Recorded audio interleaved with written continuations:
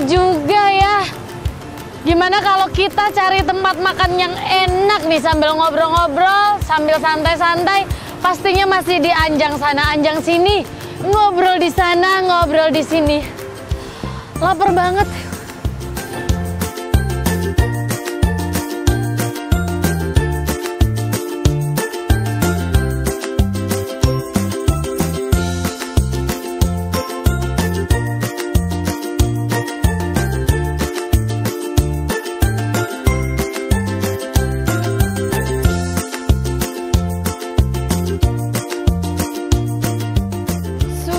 Terlalu lapar. Nah, sekali-sekali nih asas jalan-jalan ya. Saya pengen pesen menu yang ada di sini, tapi mbaknya mana ya? Halo Mbak. Boleh saya lihat menu di sini? Iya. Oh iya. Kita lihat-lihat dulu pemirsa ya. Apa enaknya ya? Mbak, rekomendasinya di sini apa ya? Sebentar ya, saya panggilkan. Oh iya, boleh. Halo, iya, chefnya di sini? Betul. Oh iya, halo, saya Shirley. Iya, chef, ini rekomendasi di sini apa? Saya lapar banget soalnya. Oke, pertama saya jelaskan dulu ya. Aha. Jadi kita tuh lebih ke ASEAN. ASEAN, Food. oke. Jadi kalau hotel yang lain kan biasa ada Western, ada Aha. ASEAN, terus bermacam-macam. Iya. Nah, kita lebih ke menu ASEAN karena Indonesian. Indonesian. Kita lebih ke nasi. Nah, boleh banget pemirsa ya. Nasi, saya mau makan nasi. Ternyata di sini menunya ASEAN ya, lebih ke ASEAN food. Apa chef yang rekomend? Kita di sini punya nasi menu sharing. Oke. Jadi, kenapa dinamakan kita semeja? Jadi semeja tuh tamu datang, Ya, makan bareng-bareng. oke. Ya. Jadi kan zaman sekarang biasa tamu datang, anak-anak muda datang. Menunya sendiri-sendiri ya, main gadget.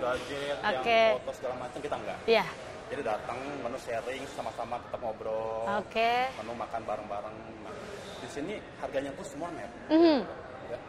Dari ada yang harga paling murah 15.000, 15.000. 15.000.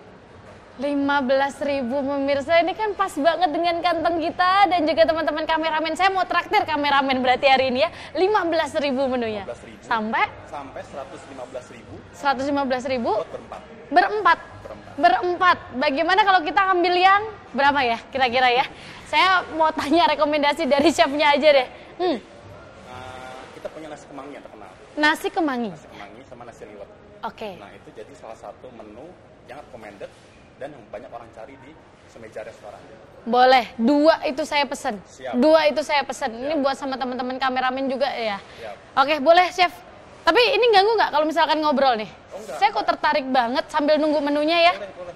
Itu 2 menu saya pesen. Kameramen ada yang mau pesen yang lain? Oh, ngikut aja. Oke, mereka ngikut aja. Oke, ya chef mau tanya namanya tadi Chef Arman. Betul. Chef Arman, udah berapa lama jadi chef?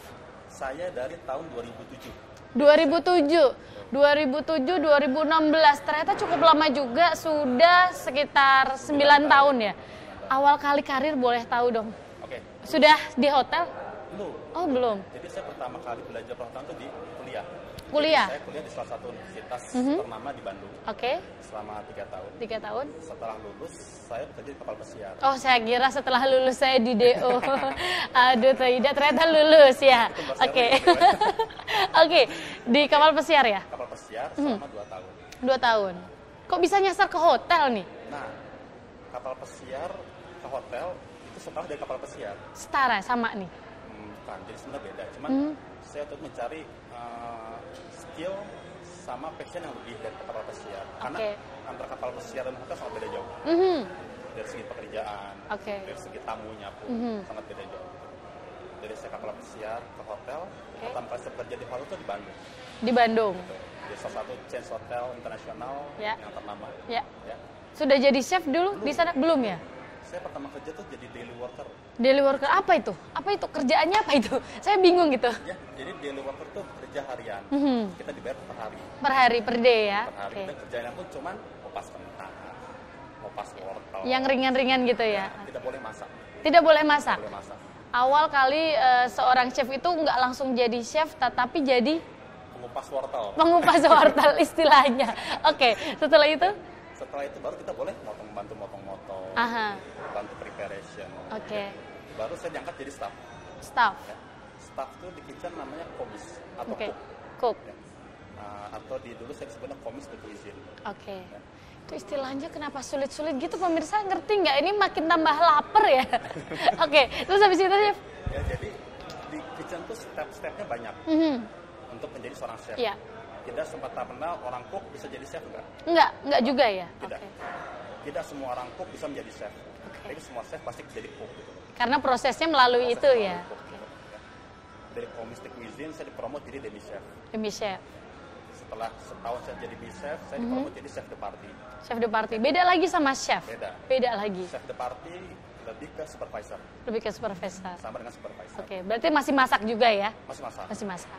Sampai level sous chef. Oke. Ya. Sous chef itu lebih ke asisten chef. Jadi dia bantu sous chef untuk memanage kitchen. Memanage. Ya. Saya kira bantu ngicipin. Saya mau daftar kalau cuma bantu ngicipin ya. Oke. Ya. Setelah sous chef itu agak lama. Sekitar 2 tahun, 3 tahun. Yap. Baru saya itu angkat jadi executive chef. Eksekutif chef. Oke. Ini istimewa sekali loh. Perjalanan menjadi seorang chef itu tidak mudah. Apalagi sekarang setup menu juga nggak sih kalau menjadi seorang chef ya? Betul. Dari tahun 2009 ke 2016. Berpindah-pindah kota. Ya. Jadi Jogja ini kota kelima saya. Kota kelima bagi seorang chef ini ternyata. Terus chef, pengalaman sharing ke pengalaman. Berbeda tempat dari kapal pesiar ke hotel. Itu apa yang dirasakan? Sangat beda jauh dari segi pekerjaan. Kalau di kapal pesiar kita lebih ke mental sama ke fisik. Oke. Ya. Karena kerja Diajar gitu di sana. Kerja dari pagi sampai malam. Oke. Besoknya bangun pagi kerja lagi sampai malam. Oke. Nggak ada libur sama sekali. Nggak ada libur sama sekali. Nggak ada libur sama sekali. Selama 8 bulan kita kerja. Selama 8 bulan. Oke. Kalau di hotel? Hotel kita lebih penting, ada shift-shiftan. Oke. Pagi sampai sore. Oke. Shift sore, masuk sore sampai malam. Shift malam, masuk malam, shift pagi. Oke. Dan Ada 3 shift ya berarti ya. shift, dan ada liburnya. Kita masih dapat libur. Oke, jadi lebih enak ya untuk memanage waktunya juga ya. Oke, baik pemirsa di rumah, kita akan kembali ngobrol barengan Chef Arman yang saat ini berada di Gaya Cosmo Hotel Yogyakarta setelah yang satu ini. Jangan kemana-mana, tetap di Anjang Sana Anjang Sini, ngobrol di sana, ngobrol di sini.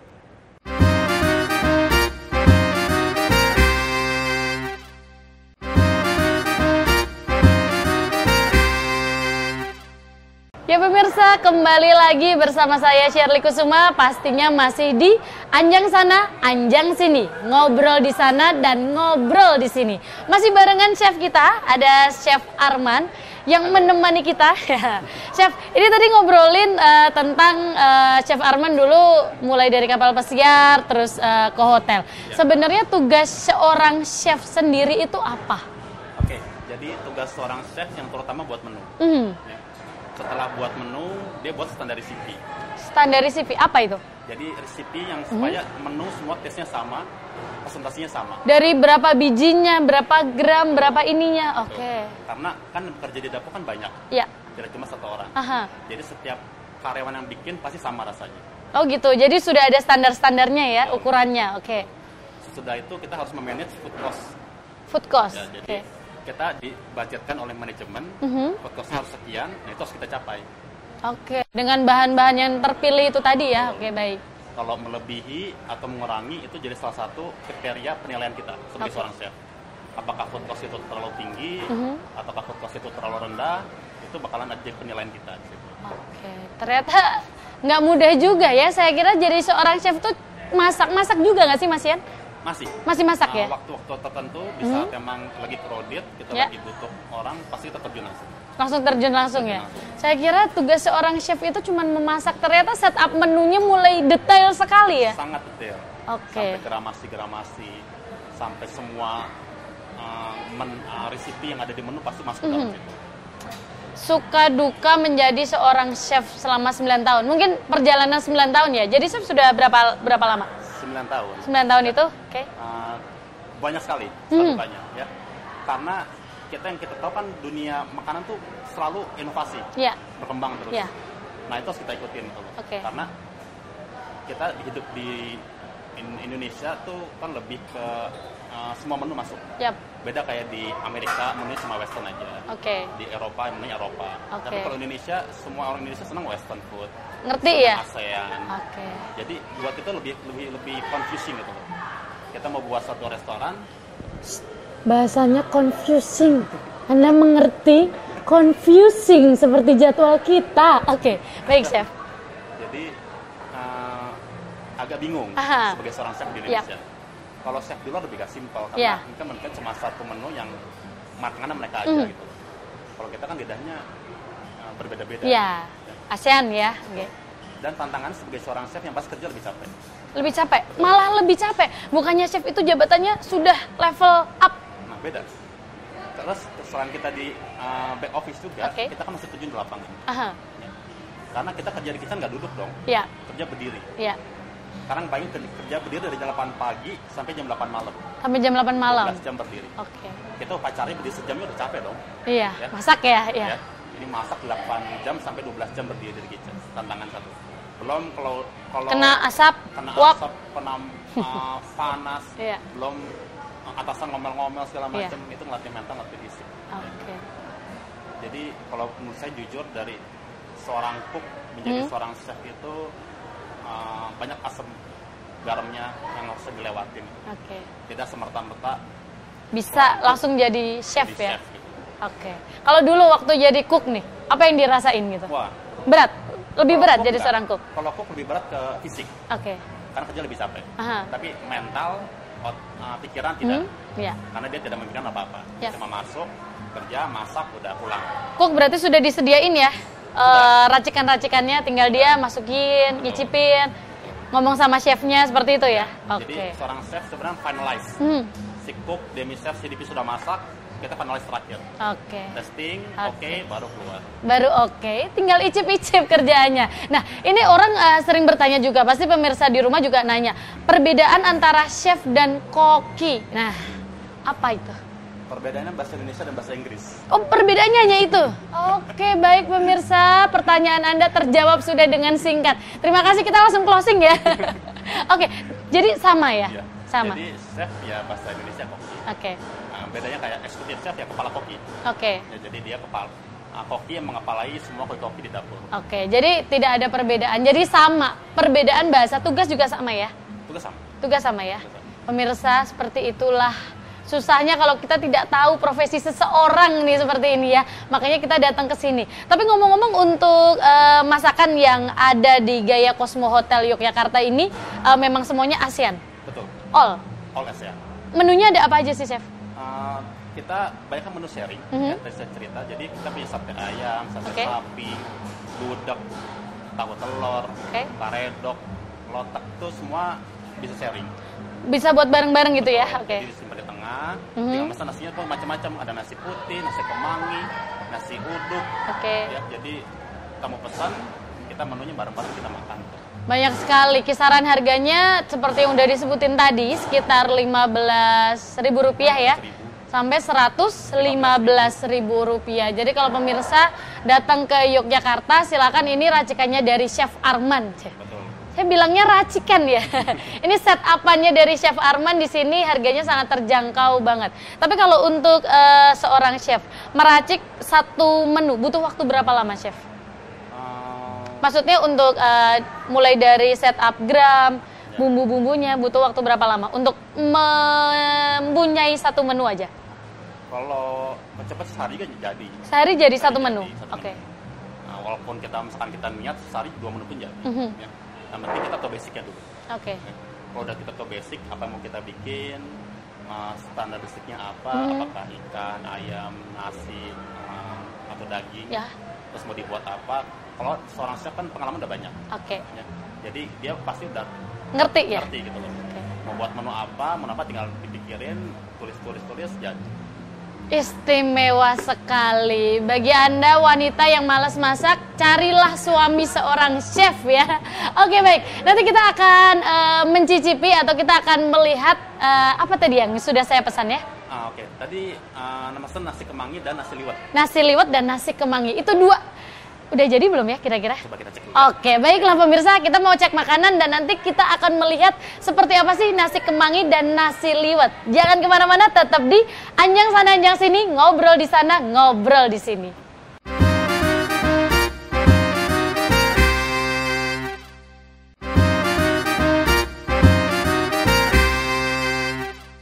Ya pemirsa, kembali lagi di Anjang Sana, Anjang Sini. Ngobrol di sana, ngobrol di sini. Nah, di depan saya ini sudah ada menu-menu yang sudah saya pesan tadi ini barengan Chef Arman. Chef, ini boleh dijelasin yang nasi liwet yang mana, yang nasi kemangi yang mana? Oke, ya. Saya jelaskan ya. Oke, saya akan memperhatikan ya. Oke, bisa dilihat pemirsa di rumah ya. Ini yang sebelah di sini namanya nasi liwet. Oke. Ya. Ini namanya nasi kemangi. Okay. Ini basicnya dari nasi kemangi sebenarnya basicnya nasi liwet. Oke. Dari nasi kemangi. Cuman yang nasi kemangi ini saya tambahkan beberapa bahan-bahan. Okay. Ya. Bahan-bahan utamanya ini disebut kalau di Western pesto sauce. Okay. Ya. Pesto sauce itu kalau di Western ada basil, garlic, sama olive oil. Oke. Itu Western. Iyain aja, iya. Karena kita Indonesia, ya. Jadi kita pakai kemangi. Oke. Kemangi, salad oil, sama bawang putih. Bawang putih. Ya, kemangi, salad oil, bawang putih. Oke, di blender. Di blender halus, kita aduk dengan nasi liwetnya. Nasi liwet. Perlu santan nggak? Perlu. Perlu santan juga ya? Oke, nasi liwetnya ya? Betul. Setelah nasi liwet jadi, baru diaduk dengan pesto sauce yang tadi. Oke. Sudah di blender, makanya warnanya menjadi agak hijau.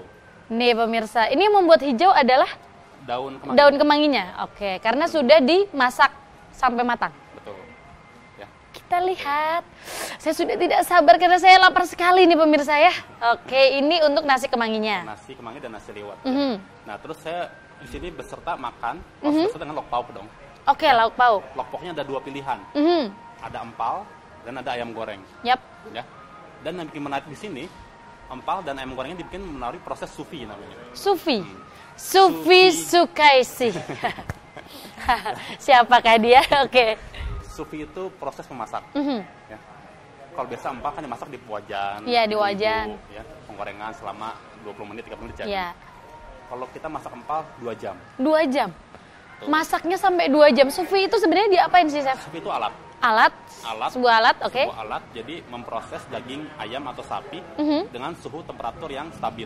Oke. Ya. Sampai 2 jam? Sampai 2 jam. Misalkan saya masak empal 60 derajat selama 2 jam. Selama 2 jam? Ya. Jadi lama sekali ya. Jadi kalau kita pesen gimana? Nunggu 2 jam? Ya, kita udah prepare semuanya. Oh, udah prepare, oke. Kalau 2 jam baru pulang nih. Iya. Oke. Ya. Kalau ayam lebih sebentar. Lebih kita masak 65 derajat selama 1 jam setengah. 1 jam setengah. Ya. Nah, prosesnya pun yang membedakan antara sous vide dan memasak yang lain.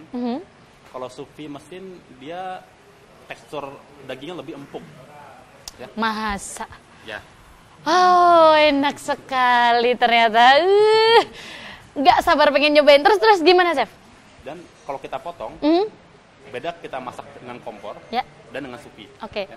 Kalau sous vide kita potong tuh masih juicy. Juicy. Oh, juicy ya? Juicy, karena si daging empalnya tuh belum lunak. Gitu, maksudnya sudah lunak. Oke. Tapi si darahnya tuh belum keluar. Oh, belum keluar. Oke. Beda dengan masak di kompor. Iya, langsung ya. Langsung dengan air, campur aduk semuanya. Kalau ini kita vakum, masak di sous vide mesin itu benar-benar dalam semua. Lebih higienis. Oke. Dan banyak yang belum memakai di hotel-hotel sini belum memakai tipe cooking seperti ini. Gitu. Hanya di Gaya Cosmo Hotel Yogyakarta. Hanya di semeja restoran. Hanya di semeja restoran ya. Oke, ini untuk ayam ya. Ayam, ada ayam, ada empal. Ada ayam goreng. Oke, ada ayam goreng. Ini perbedaan untuk masakan. Kalau yang ini, Chef? Ini sama. Ini ayam goreng yang tadi saya jelasin. Jadi ini beda kan ada 2 pilihan tadi saya bilang. Ada nasi kemangi. Ini rasanya pemirsa. Ayam goreng, apalagi Chef? Tempe, goreng. Ya. Kalau ini pilihannya empal dan bacem. Oke, ini yang goreng, itu yang bacem ya. Betul. Oke. Dan asalkan penonton tahu, ini satu set harganya cuma 65.000 net, bisa buat berdua.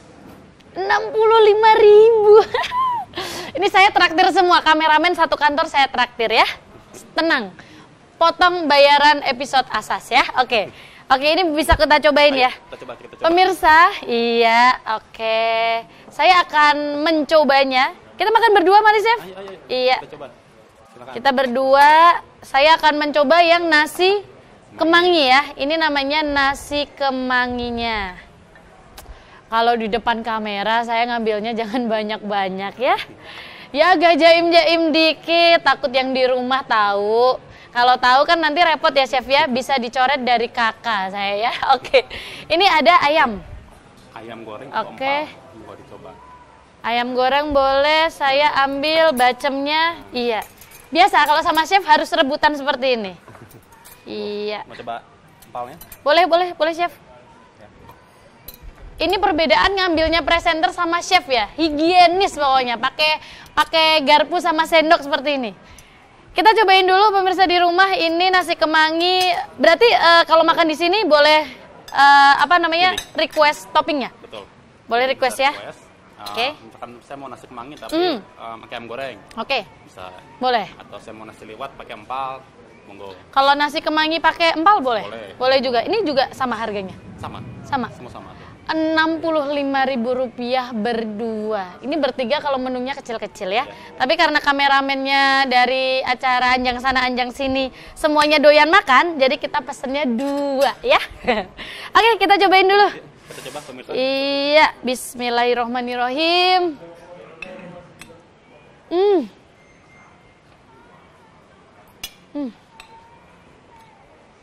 Nggak bisa ngomong ya? Kemanginya terasa.